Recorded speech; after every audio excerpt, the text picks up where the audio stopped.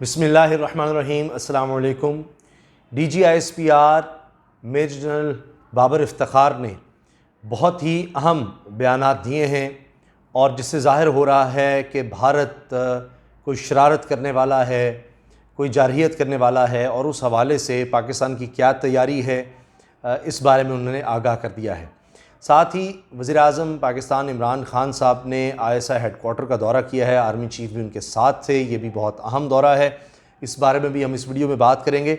और इसके अलावा आज कुछ अहम फ़ैसले भी हुए हैं काबीना की सतह पर, जो फ़ैसले हुए उस हवाले से भी हम बात करेंगे। लेकिन सबसे पहले बात कर लेते हैं मेजर जनरल बाबर इफ्तिखार साहब DGISPR की।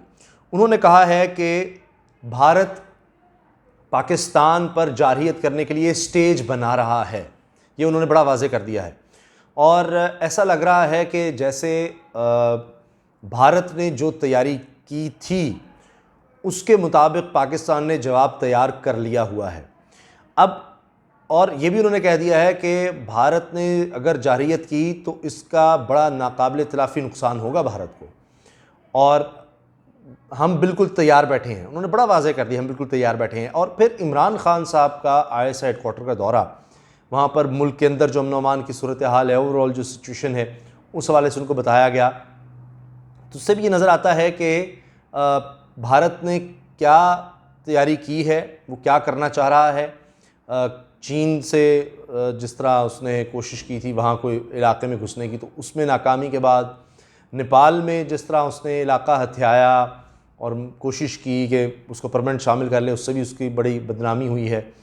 तो अब उसके बाद अंदर से तवज्जो हटाने के लिए जो भारत में हालात हैं, अब उसके पास सबसे अच्छा यही होता है भारत के पास जनाब LOC पर काम ख़राब कर दें, कोई ढोंग रचा दें, ताकि वो जो पाकिस्तान की नफ़रत है वहाँ उसको बेचना है तो सारा ध्यान जो वहाँ पर मईशत तबाह हो रही है, जो वहाँ पर माइग्रेंट्स के साथ जो सलूक हुआ है लाखों करोड़ों लोगों के साथ, कितने उनमें बेचारे सड़कों पर रुल गए, मर गए, तो उस सारे से तवज्जो हटाने के लिए कि अब सारी दुनिया कह रही है, यूरोपियन पार्लियामेंट में उनके मेंबरान कह रहे हैं कि कश्मीर पर जवाब तलब करना चाहिए भारत से, तो इस सारे से तवज्जो हटाने के लिए फिर कोई ड्रामा रचा रहा है भारत, ताकि कहे कि देखिए जी ये क्या हो गया, ये एक दहशतगर्दी का वाक़या हुआ और इस वजह से हमें अब पाकिस्तान पर जनाब हमला करना है। इस तरह की बातें हैं, या वो कोई वो 2 नंबर, वो सर्जिकल स्ट्राइक और वो सारा कुछ, वो ड्रामा फिर से वो खेलने की कोशिश कर रहा है, यानी उसमें कोई और एक उसका नया वर्जन बना कर। लेकिन जो भी है ये मैं आपको बता रहा हूँ कि उसके बारे में पाकिस्तान पहले से तैयार है और इन्फॉर्मेशन है, ज़्यादा बात ज़ाहिर है नहीं बताई जा सकती। लेकिन वज़ीर-ए-आज़म को ISI के हेडक्वार्टर के दौरे पर बुलाने का मकसद यही है कि उनको सब कुछ बताया जाए, क्या क्या भारत कर रहा है, क्या वो शरारत कर सकता है और हमारी उसके बारे में तैयारी क्या है, और मुल्क में जो ओवरऑल सिचुएशन है उस बारे में भी यहाँ पर जाकर बात हुई। और इमरान ख़ान साहब ने जो ISI की कुर्बानियाँ हैं, जो उसका काम है, उसको बहुत ज़्यादा सराहा है और दुनिया मानती है कि दुनिया की बेहतरीन एजेंसी है पाकिस्तान की ISI, और पाक फ़ौज के तो क्या कहने हैं। अच्छा, अब बाबर इफ्तिखार साहब ने जो बातें कही मैं जल्दी आपके सामने रख देता हूँ ताकि कोई चीज़ मैं मिस ना कर जाऊँ। तो उन्होंने कहा है कि पाकिस्तान पर जारहियत करने के लिए स्टेज भारत बना रहा है, भारत के लिए जवाब है कि हम तैयार हैं और भरपूर ताकत से जवाब देंगे। ये बड़ा वाज़ेह उन्होंने कर दिया है कि हम तैयार हैं और भरपूर ताकत से जवाब देंगे। तो ये उनको पहले ही बता दिया कि ये तुमने जो करना है ना, हमें पता है और हमने उसका जवाब तैयार करके रखा हुआ है और बड़ा सख्त नुकसान होना है भारत को। Director general inter service public relation ISPR major general Babar Iftikhar ने कहा कि लाइन ऑफ कंट्रोल यानी LOC पर कुछ अरसे से सूरत हाल बहुत तशवीशनाक है और इस साल 1229 बार सीज़ फायर की खिलाफ वर्जियाँ हुई हैं और 7 शहरी शहीद हो चुके हैं आज़ाद कश्मीर में। और भारत के क्वाडकॉप्टर्स ने कई बार हमारी हुदूद की खिलाफ वर्जियाँ की, जिस पर हमने बाज़ भारतीय क्वाडकॉप्टर मार भी गिराए हैं। और रिसेंटली आपने देखा एक हफ्ते में 2 दफ़ा भी ये गिराए हैं। और ये किस लिए है कि भाई वही जो वो ड्रामा रचाना चाहता है, उसके लिए सर्वेलेंस कहाँ हमारे फ़ौजी जवान मौजूद हैं, क्या हम तैयारी करके बैठे हैं, तो वो सारा कैमरा लेकर और क्वाडकॉप्टर आया। एक दफ़ा तो 700 मीटर 650 मीटर अंदर उसको गिराया गया। DGISPR का कहना था कि पाकिस्तान की फ़ौज बहुत बेहतर तरीके से जवाब दे रही है और हमारी पूरी कोशिश होती है कि जवाबी कार्रवाई में LOC के पार शहरी आबादी को नुकसान ना पहुँचे, क्योंकि उन्होंने अपना तोपखाना वहाँ शहरी आबादी में लगा दिया है। और ये रिपोर्ट सामने आई कि तस्वीरें वीडियोस भी हैं कि किस तरह लोगों को घरों से निकाल के वहाँ जाकर टैंक लगा दिए गए ताकि पाकिस्तानी फ़ौज उनको निशाना बना सके, इसलिए कि वहाँ शहरियों के घर हैं।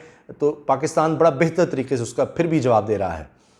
मेजर जनरल बाबर इफ्तिखार का कहना था कि भारतीय सीनियर अस्करी क़यादत बार बार मुबैना लॉन्च पैड से दरअंदाजी की बात करती है, जबकि दरअंदाजी की बात भारत की फ़ौजी पेशा वराना सलाहियत पर भी सवाल निशान छोड़ती है कि जी पाकिस्तान से कोई लोग भेजे जा रहे हैं।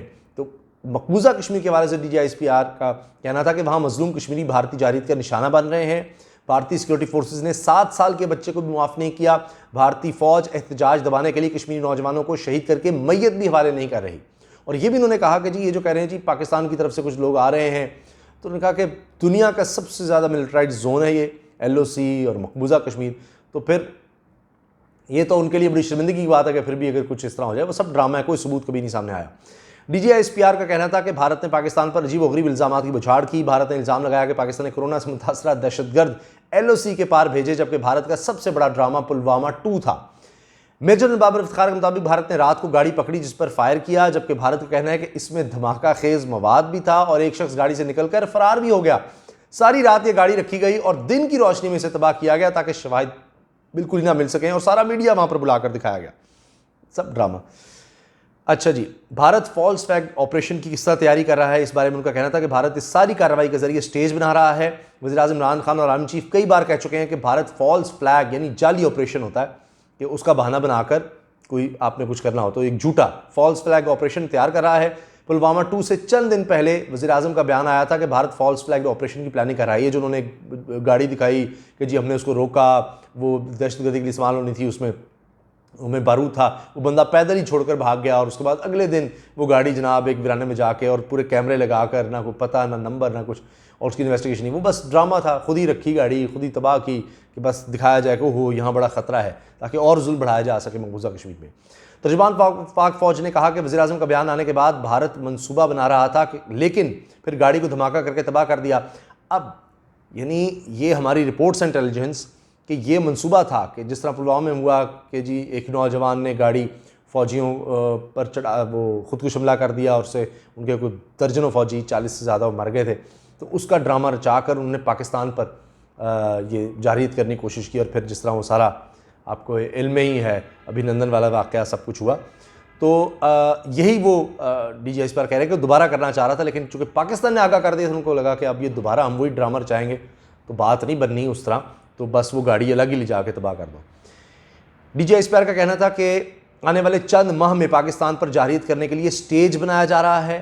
खित्ते में तमाम देरीना मामलात का ताल्लुक भारत के साथ है। भारत असर रसूख बढ़ाने के लिए इन मुल्कों में भी मुदाखलत कर रहा है जिनसे इसकी सरहदें नहीं मिलती।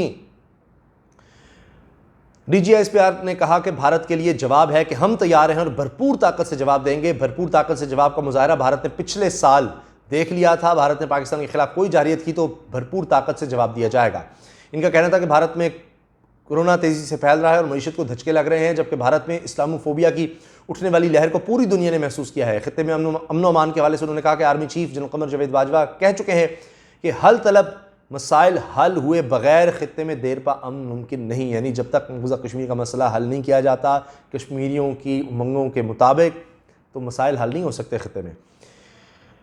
DGISPR ने कहा हालिया दिनों में भारत को बाज़ महाजों पर बड़ी शर्मिंदगी का सामना करना पड़ा है। भारत को चीन के साथ लाइन ऑफ एक्शन कंट्रोल यानी LAC के मामले पर सख्त शर्मिंदगी का सामना है, जबकि भारत नेपाल सरहद पर नक्शों में भी भारत को बड़ी शर्मिंदगी हुई है। उन्होंने नक्शे बनाए थे कि जी ये नेपाल का इलाका हमारे अंडर आता है, हमारा हिस्सा है, तो नेपाल ने भी नक्शे जारी कर दिए कि नहीं जनाब तारीख को देखें ये हमारे हिस्से हैं। तो बहरहाल और बड़ा अच्छा ताल्लुक होता था नेपाल से, वो भी ख़राब हो गया। DGISPR ने कहा कि भारत जो इल्ज़ाम लगा रहा है इसके शवाहिद का तो आज कल कोई मसला ही नहीं।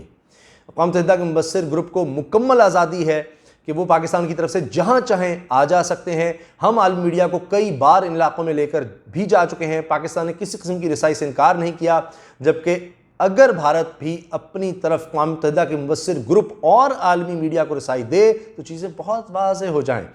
मेजर जनरल बाबर इफ्तिखार ने एक बार फिर भारत को खबरदार किया कि आग से ना खेला जाए। भारत को समझने की ज़रूरत है कि किसी भी फ़ौजी मुहिम जोई के नताइज काबू से बाहर होंगे। और ये भी उन्होंने कहा कि वहाँ भारत की मईशत बिल्कुल तबाही के दाने पर खड़ी है और जो वहाँ पर जिस तरह वो कोरोना से निपटने में उनकी मैनेजमेंट सारी फेल होगी, पूरी दुनिया इस पर लिख रही है, पूरी दुनिया लिख रही है। तो उससे भी तवज्जो हटाने की ये सारी कोशिश है। अब चंद चीज़ें मैं और अर्ज़ कर दूँ, वीडियो बहुत लंबी हो रही है, कि जो इमरान खान साहब ने कुछ फ़ैसले किए हैं। एक तो ये DGISPR के हवाले से मैंने आपको बताया, इमरान खान आगाह कर रहे हैं और ISI के हेडक्वार्टर का दौरा है। फिर इसके अलावा जो हालिया काबीना इजलास हुआ है उसके बारे में एक बहुत ही ख़ास बात मैं आपको बता दूं कि वहाँ पर AC बंद कर दिए गए थे। इमरान खान साहब ने ये सबको बताया कि जी किफ़ायत जारी करनी है, हमने पैसे मज़ीद बचाने हैं। कई घंटे, 5-5.5 घंटे काबीने का इजलास जारी रहा और सबका बुरा असर हो गया काबीना मेम्बरान का। उनका जी अब जाने दे, तो इमरान खान ने कहा अच्छा जाने देते हैं। तो ये पैगाम था कि भाई हमने अब बचत करनी है, तो प्राइम मिनिस्टर हाउस का ख़र्चा और मज़ीद कम करना है, वजारतें भी अपने ख़र्चे कम करें। इसके अलावा पाकिस्तान स्टील मिल्स के जो 9100 मुलाजमीन हैं उनको गोल्डन हैंडशेक देने की बात हुई है, क्योंकि जो सबसे ज़्यादा जो सरकारी इदारे हैं जो नुकसान में हैं उनमें स्टील मिल है कि बंद पड़ी है और करोड़ों की तनख्वाहें, अरबों रुपया उस पर सालाना खर्च हो रहा है। तो उसके लिए अब हल निकाला जा रहा है कि जी अदालत की रोशनी में, उनके फ़ैसलों की रोशनी में गोल्डन हैंडशेक दिया जाए, यानी एक ही दफ़ा उनको कहा जाए ये आपके पैसे, जिनकी पेंशन है, दीगर है, तो ताकि वो अपना कोई और मामला देख सकें और इसके हवाले से फिर आगे कोई फ़ैसले कर सकें।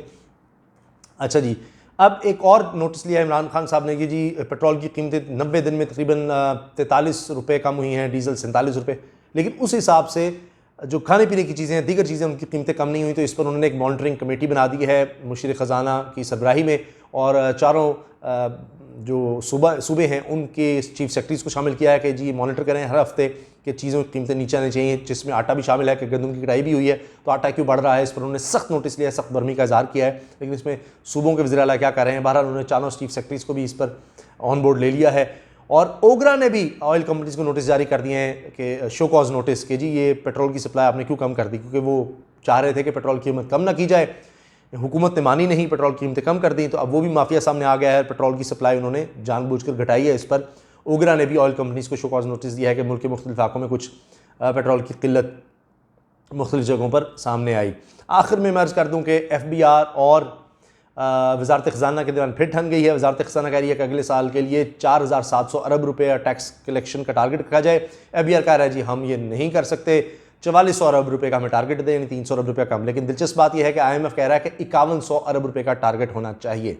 तो ये मामला अब तक चल रहा है। तो इमरान खान साहब के लिए इम्तहानात ख़त्म नहीं हुए।